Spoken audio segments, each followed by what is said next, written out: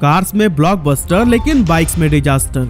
यही है सुजुकी की कहानी इंडिया के अंदर। वैसे तो सुजुकी ने ही मारुति 800 लॉन्च करके इंडिया के मिडिल क्लास को पहली बार कार का सपना दिखाया था, लेकिन जब बारी आई सुजुकी की बाइक्स की तो हालात ये हो गई कि रोड पर यह मुश्किल से ही नजर आती है। तो आखिर क्या वजह है कि ग्लोबल मार्केट में क्वालिटी और परफॉर्मेंस के लिए टॉप पर रहने वाली सुजुकी मोटरसाइकिल्स इंडिया में पूरी तरह से फ्लॉप हो गईं?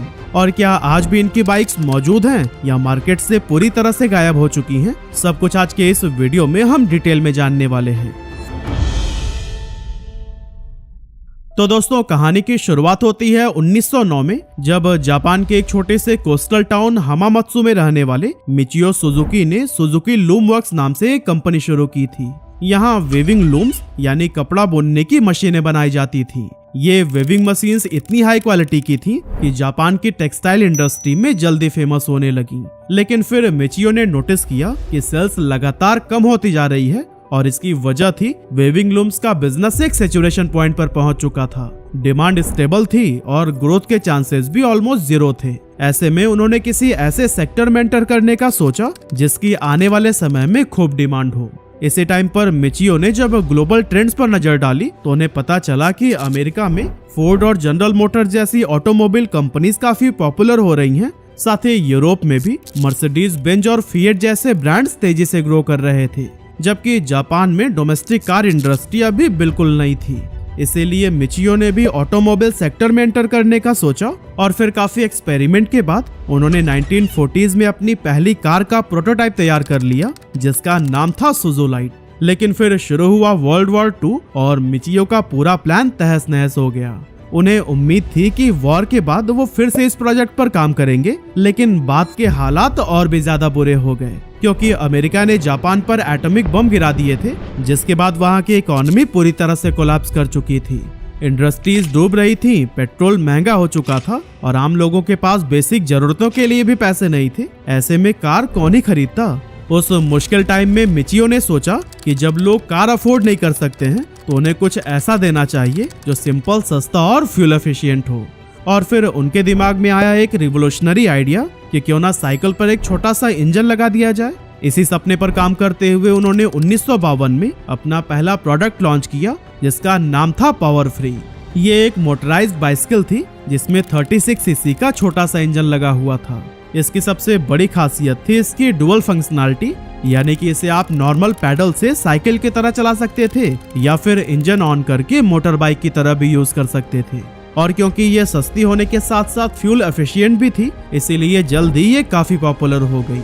इसके बाद 1953 में पावर फ्री को रिप्लेस करके सुजुकी ने डायमंड फ्री मॉडल निकाला, जिसमें 60 सीसी का 2 स्ट्रोक इंजन था। ये मॉडल इतना पॉपुलर हुआ कि 1954 तक इसकी मंथली प्रोडक्शन 6000 यूनिट से भी ज्यादा होने लगी थी। अब इस फील्ड में सक्सेस को देखते हुए सुजुकी लूम वर्क्स ने अपना नाम बदलकर सुजुकी मोटर कॉर्पोरेशन रख लिया और यही से सुजुकी ने मोटरसाइकिल की दुनिया में भी अपना स्ट्रॉन्ग बेस तैयार करना शुरू कर दिया था, क्योंकि 1954 में ही इसने कोलेडा सीओ नाम से अपनी पहली रियल मोटरसाइकिल मार्केट में उतारी, जिसमें 90 सीसी का 4 स्ट्रोक इंजन लगाया गया था, जो कि उस टाइम के हिसाब से काफी एडवांस माना जाता था। इसके बाद 1960s में कंपनी ने T20 और T500 जैसी फ्लैगशिप मोटरसाइकिल्स भी लॉन्च की, जो कि आगे चलकर काफी पॉपुलर हुई।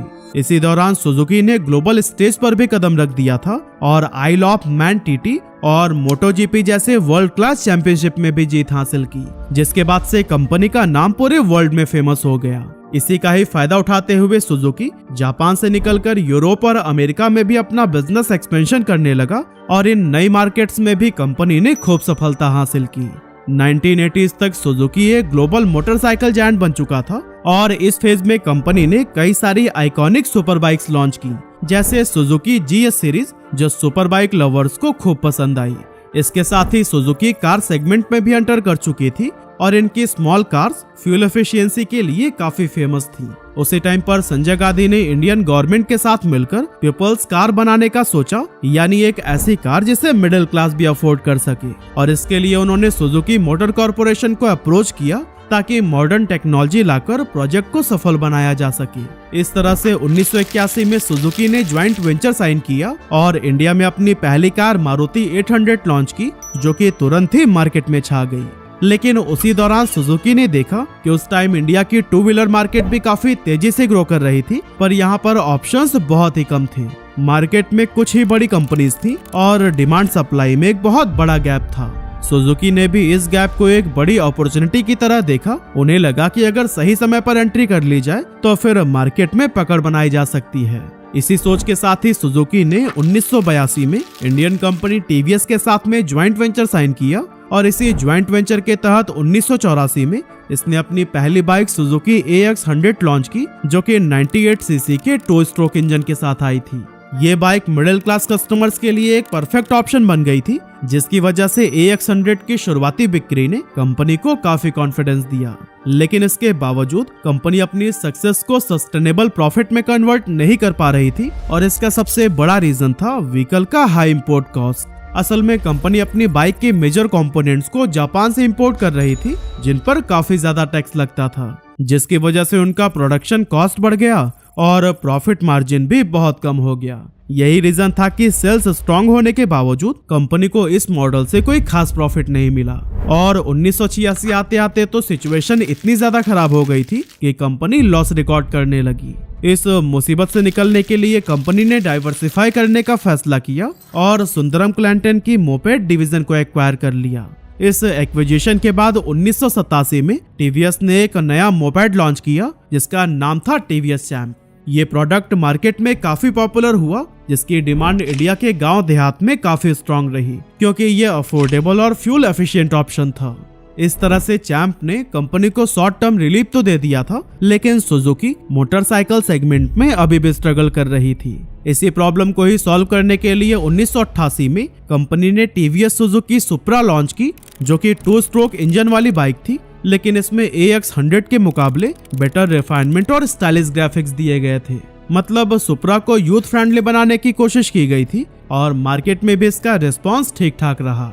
लेकिन 1990s की शुरुआत से कंपनी की मुश्किलें बढ़ने लगी थी क्योंकि उस समय इंडिया एक सीवियर इकोनॉमिक क्राइसिस फेस कर रहा था, इन्फ्लेशन बढ़ गया था और गल्फ वॉर की वजह से ऑयल प्राइसेस भी बहुत हाई हो गए थे।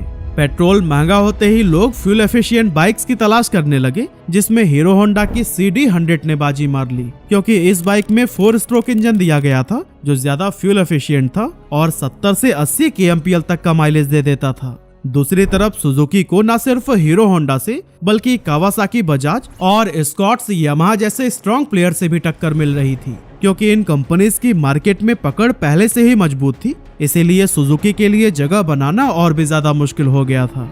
इसी बीच कंपनी को एक और बड़ा झटका तब लगा जब 1990s की शुरुआत में फैक्ट्री के वर्कर्स ने कम सैलरी की वजह से हड़ताल शुरू कर दिए, जिससे प्रोडक्शन पूरी तरह से ठप हो गया, डिलीवरीज डिले होने लगी, डीलर्स भी परेशान होने लगे और कस्टमर्स ने दूसरे ब्रांड की तरफ रुख करना शुरू कर दिया। और दोस्तों, इन क्राइसिस ने टीवीएस सुजुकी को मजबूर कर दिया था कि वो अपनी स्ट्रैटेजीज बदले, जिसके बाद से कंपनी ने डिसाइड किया कि अगर मार्केट में सरवाइव करना है तो फिर इनोवेशन और नए प्रोडक्ट्स पर फोकस करना होगा। इसीलिए सुजुकी ने R&D पर भारी इन्वेस्टमेंट करना शुरू कर दिया और नए नए मॉडल्स प्लान किए जो कि लोगों के टेस्ट के हिसाब से हों।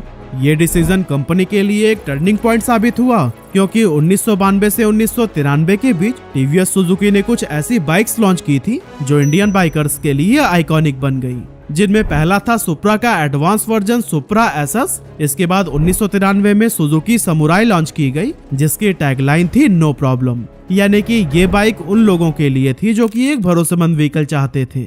इसका माइलेज भी कमाल का था और मेंटेनेंस भी बहुत सस्ता, इसीलिए गांव के लोगों ने इस बाइक को काफी पसंद किया। इसी साल कंपनी ने सुजुकी शोगुन को भी लॉन्च किया था, जिसे कि आज भी लोग द बॉस के नाम से जानते हैं। और दोस्तों, सच में ही ये अपने टाइम की बॉस थी क्योंकि ये बाइक उस जमाने में इंडिया की फास्टेस्ट बाइक्स में से एक थी। इसके एक्सेलरेशन और रॉ पावर ने इसको यामाहा RX100 का कॉम्पिटिटर बना दिया था। साथ ही कॉलेज जाने वाले स्टूडेंट्स और यूथ के लिए ये एक ड्रीम बाइक बन गई थी। इसके बाद से कंपनी ने 5 स्पीड गियर बॉक्स वाली बाइक सुजुकी शाओलिन को भी मार्केट में उतारा। और दोस्तों, इन सब का असर ये हुआ कि 1995 में कंपनी का टर्नओवर 6.2 बिलियन रुपीस तक हो गया था और अब टीवीएस सुजुकी इंडिया की सेकंड लार्जेस्ट 2 व्हीलर मैन्युफैक्चरर बन गई थी। ये माइलस्टोन कंपनी के लिए काफी हिस्टोरिक था क्योंकि जहां ये कुछ साल पहले अपने सर्वाइवल की लड़ाई लड़ रही थी, वहीं अब यह इंडस्ट्री के टॉप प्लेयर्स में शामिल हो चुकी थी।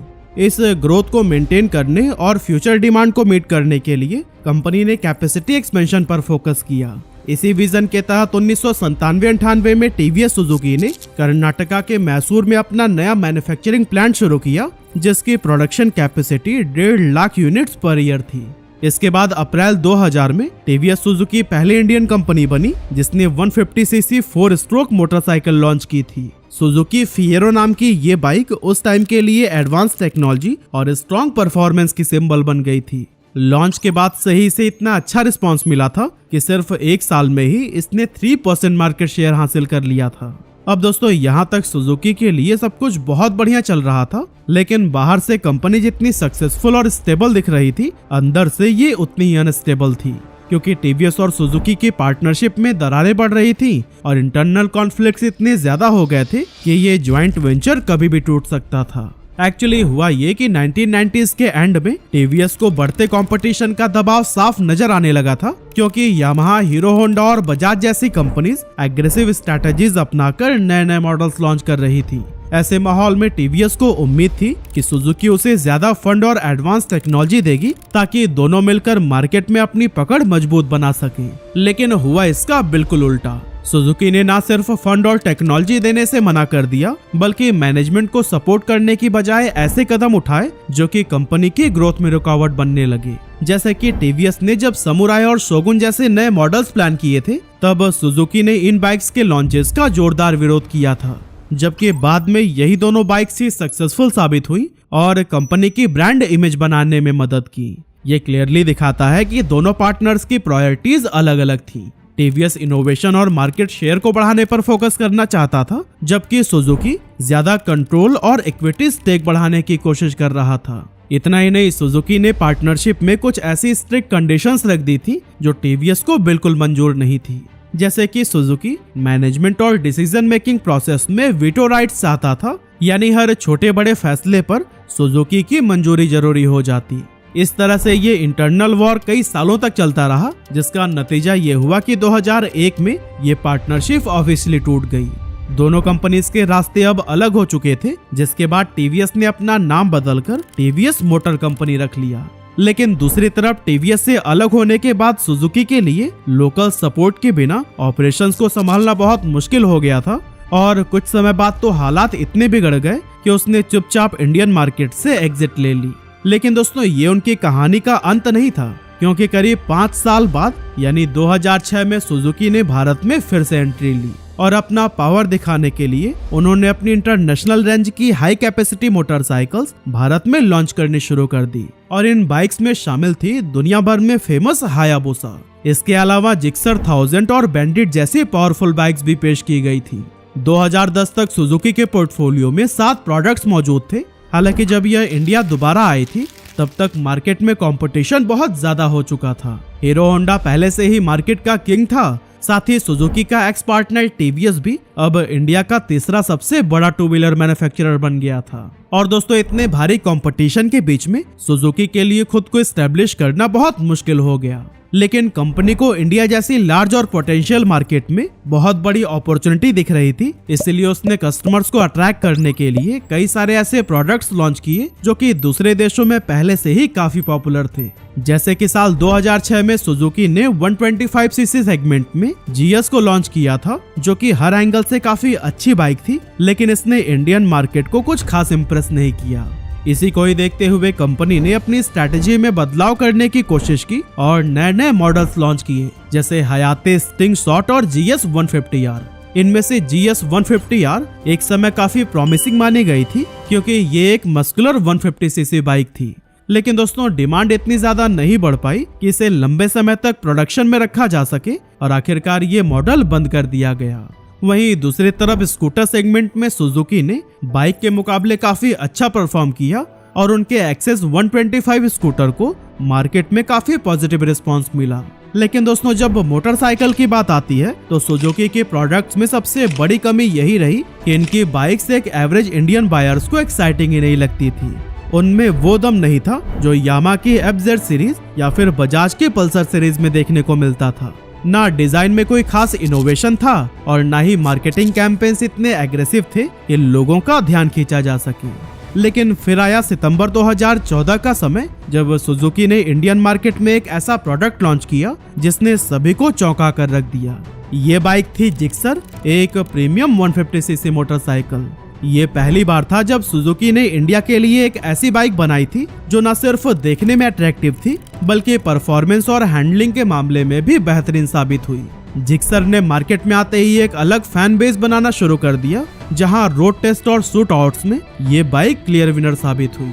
इसकी सबसे खास बात थी इसकी प्राइसिंग, जो कि काफी ज्यादा कॉम्पिटिटिव रखी गई थी, जिससे ये बायर्स के लिए एक परफेक्ट पैकेज बन गई। इसका असर यह हुआ कि लॉन्च के बाद से जिक्सर ने 5000 यूनिट्स पर मंथ से भी ज्यादा सेल की, जो कि सुजुकी के लिए दोबारा एक बड़ी सफलता थी।